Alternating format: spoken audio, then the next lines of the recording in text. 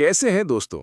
आज मैं आपके लिए एक अच्छी और सच्ची कहानी लेकर आया हूं। आज की कहानी एक ऐसी लड़की की है जिसे हर रात एक अननोन नंबर से फोन कॉल आती थी। लेकिन सबसे डरावनी बात यह थी कि फोन पर जो आवाज होती थी वो किसी और की नहीं बल्कि उसकी अपनी आवाज होती थी।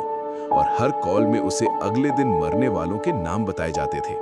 आखिर ये कॉल्स कौन कर रहा था और क्या आरोही अपनी तकदीर बदल पाई? तो टाइम जाया किए बगैर चलते हैं अपनी स्टोरी की तरफ। आरोही जयपुर में एक प्राइवेट कंपनी में जॉब करती थी। उसकी जिंदगी बिल्कुल नॉर्मल थी। सुबह ऑफिस, शाम घर और वीकेंड पर फैमिली से मिलना। वो प्रैक्टिकल सोच रखती थी और पैरानॉर्मल चीजों पर यकीन नहीं करती थी। एक रात ठीक 2 बजे उसका फोन वाइब्रेट हुआ। बस। आरोही ने नींद में मोबाइल उठाया। स्क्रीन पर लिखा था अननोन नंबर। उसने कॉल रिसीव की। हेलो। दूसरी तरफ कुछ सेकंड्स तक सिर्फ खामोशी रही। फिर एक आवाज सुनाई दी। आज रात ध्यान से सुनो। आरोही का दिल एक पल के लिए रुक गया। ये आवाज बिल्कुल उसकी अपनी थी। वही लहजा, वही अंदाज, वही सांस की हल्की सी आवाज। कौन हो तुम? आरोही ने घबरा कर पूछा। आवाज बोली, कल 2 लोग मरेंगे। आरोही का गला सूख गया। कौन? 2 नाम लिए गए। पहला नाम उसके ऑफिस के सिक्योरिटी गार्ड का था। दूसरा नाम एक डिलीवरी बॉय का जिसे आरोही रोज बिल्डिंग के बाहर देखती थी।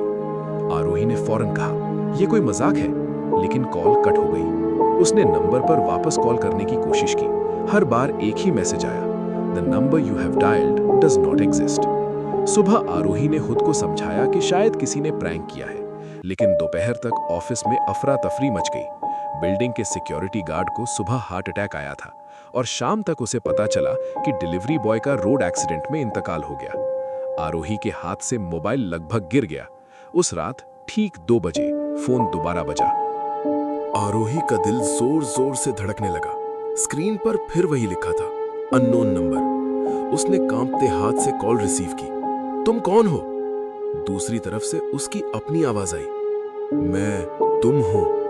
आरोही की सांस रुक गई। ये सब क्या है? आवाज धीरे से बोली, मैं तुम्हें वॉर्न कर रही हूं। वॉर्न? किस चीज से? उन लोगों से जिनका वक्त खत्म हो चुका है। फिर उस आवाज ने अगले दिन मरने वालों के 3 नए नाम बताए। इस बार उनमें से एक नाम आरोही की पड़ोसन का था, एक बूढ़ी औरत जो रोज सुबह उसे दुआ देती थी। आरोही ने फैसला किया कि इस बार वो चुप नहीं बैठेगी। अगली सुबह वो पड़ोसन के घर गई। प्लीज आज घर से बाहर मत निकलिए, आरोही ने कहा। बूढ़ी औरत मुस्कुराई, बेटा इतनी फिक्र क्यों कर रही हो? लेकिन आरोही ने जिद की। उसने पूरा दिन उनके साथ गुजार दिया। शाम तक सब ठीक रहा। आरोही ने सुकून की सांस ली। लेकिन रात 8 बजे बूढ़ी औरत बाथरूम में फिसल गई। सर पर चोट लगी। हॉस्पिटल ले जाया गया लेकिन वो बच ना सकी। आरोही की आंखों में आंसू आ गए। उसे समझ आ गया कि मौत को रोकना इतना आसान नहीं। उस रात फोन फिर बजा। तुम उन्हें बचा नहीं सकती, उसकी अपनी आवाज बोली। आरोही रो पड़ी। फिर तुम मुझे ये सब बताती क्यों हो? कुछ सेकंड्स तक खामोशी रही। फिर जवाब आया, ताकि जब तुम्हारा नाम आए तुम उस एक जुमले ने आरोही की दुनिया हिला दी। जब तुम्हारा नाम आए तुम तैयार हो। कॉल कट होते ही आरोही ने पूरी रात नींद नहीं की। उसके दिमाग में सिर्फ एक ही सवाल था, आखिर ये आवाज कौन थी और ये सब कुछ पहले से कैसे जानती थी? अगली सुबह आरोही ने पुराने कॉल रिकॉर्ड्स चेक किए। हर अननोन नंबर का ड्यूरेशन तो दिख रहा था, लेकिन नंबर का कोई रिकॉर्ड मौजूद नहीं था, जैसे कॉल्स कभी आए ही ना हो। वो पुलिस के पास भी गई, लेकिन बिना किसी एक्चुअल नंबर के पुलिस कुछ नहीं कर सकी। आरोही ने फिर इंटरनेट पर अजीब पैरानॉर्मल इंसिडेंट्स के बारे में रिसर्च करनी शुरू की। कई घंटों की सर्चिंग के बाद उसे एक आर्टिकल मिला। उसमें लिखा था कि कुछ लोगों को एको कॉल्स मिलती हैं, जिनमें उनका फ्यूचर सेल्फ उन्हें किसी बड़ी ट्रेजेडी से पहले वार्न करता है। आरोही प्रैक्टिकल सोच रखती थी, लेकिन अब उसके पास यकीन न करने की कोई वजह नहीं बची थी। उस रात ठीक 2 बजे फोन फिर बजा। आरोही ने फौरन कॉल रिसीव की। इस बार मुझे सच बताओ। दूसरी तरफ से उसकी अपनी आवाज आई, लेकिन इस बार वो बहुत थकी हुई और उदास लग रही थी। मैं वो आरोही हूं जो कल के बाद जिंदा नहीं रही। आरोही का खून जम गया। क्या मतलब? आवाज बोली, 1 साल बाद तुम एक बिल्डिंग कोलैप्स में मर जाओगी। आरोही ने कांपते हुए पूछा, तो तुम मुझे ये सब क्यों दिखा रही हो? ताकि तुम समझ सको कि कुछ चीजें रोकी नहीं जा सकती। आरोही ने रोकर कहा, तो फिर मैं क्या करूं? दूसरी तरफ कुछ पल खामोशी रही। फिर आवाज ने धीरे से कहा, जो वक्त तुम्हारे पास है उसे बेहतर तरीके से जियो। कॉल कट हो गई, लेकिन उस रात पहली बार आरोही को उस आवाज से डर कम और दर्द ज्यादा महसूस हुआ। अगले कुछ हफ्तों में आरोही की जिंदगी बदल गई।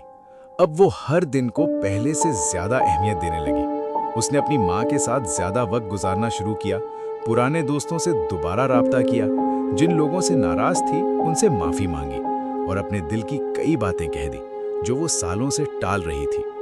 फिर एक रात ठीक 2 बजे फोन फिर बजा। आरोही ने कॉल रिसीव की। इस बार दूसरी तरफ से उसकी अपनी आवाज बहुत पुरसुकून लग रही थी। आज आखिरी कॉल है। आरोही की आंखें नम हो गई। क्या मेरा वक्त आ गया? आवाज ने नरमी से कहा, नहीं, तुमने सबक समझ लिया है। कौन सा सबक? ये कि मौत का डर जिंदगी से ज्यादा बड़ा नहीं होना चाहिए। आरोही खामोश हो गई। आवाज ने आखिरी बार कहा, मैं तुम्हारा वो हिस्सा हूं जो तुम्हें याद दिलाना चाहता था कि हर दिन कीमती है। फिर कॉल हमेशा के लिए कट गई। 1 साल बाद वही बिल्डिंग जहां आरोही को मीटिंग के लिए जाना था सच में कोलैप्स हो गई। लेकिन इस बार आरोही वहां मौजूद नहीं थी। उसने उस दिन छुट्टी ली थी, सिर्फ इसलिए कि वो अपनी माँ के साथ वक्त गुजारना चाहती थी। उस पल उसे समझ आ गया कि शायद तकदीर बदलना मुमकिन ना हो, लेकिन अपने फैसलों से हम अपना रास्ता जरूर बदल सकते हैं। उस रात के बाद आरोही को कभी अननोन कॉल्स नहीं आई, लेकिन जब भी रात के 2 बजे उसका फोन हल्की सी वाइब्रेशन करता, वो मुस्कुराकर सिर्फ इतना कहती, शुक्रिया। हमें इस कहानी से ये सबक मिलता है कि जिंदगी का हर दिन कीमती है। हमें अपने प्यारों के साथ वक्त गुजारना चाहिए, दिल की बातें कह देनी चाहिए और कल का इंतजार नहीं करना चाहिए। कहानी अच्छी लगी हो तो कमेंट्स में बताएं। मजीद अच्छी कहानियों के लिए मेरे चैनल को सब्सक्राइब करें, लाइक और शेयर भी करें। जल्द ही हाजिर होते हैं आपके साथ नेक्स्ट वीडियो में एक नई कहानी के साथ।